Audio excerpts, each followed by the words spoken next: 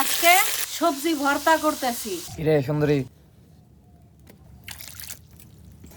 চুলে কি হইলো? চুলা মানে রাগ করছিস?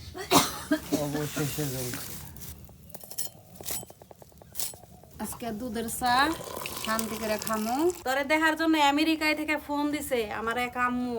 তেল গরম হইছে, তোর দাঁত গুলা দেখা যায়। প্রথমে শুকনা মরিচ দিয়ে নিলাম, শুকনা মরিচটা উঠাই নিলাম। এখন একে একে মেথিন, বাগুন, আলু, টমাটো, রসুন, একটু হলুদের গুঁড়া দিয়ে দিলাম রং হওয়ার জন্য, সামান্য একটু লবণ দিয়ে দিলাম, পরে লবণ দিবেন, ঢাইকা দিলাম। এখন সিদ্ধ হোক, ভাজা হোক। যারা যারা ভর্তা লাভার, ভর্তা পছন্দ করেন, তারা তারা উল্টায় মুল্টাইয়া ভাইজা বুইজা সিদ্ধ করে লইবেন, এসে ভর্তা স্বাদ হইব। ভাজা হয়ে গেছে, এখন ধইনা পাতাটা দিয়ে দিলাম।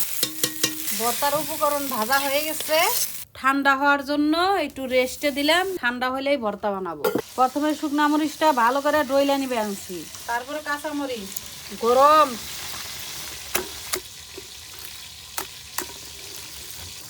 অনায়াসে খায় পারবেন।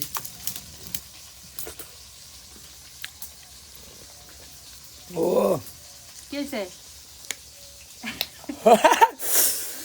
কি হয়েছে? ও এত টক হয়েছে কে?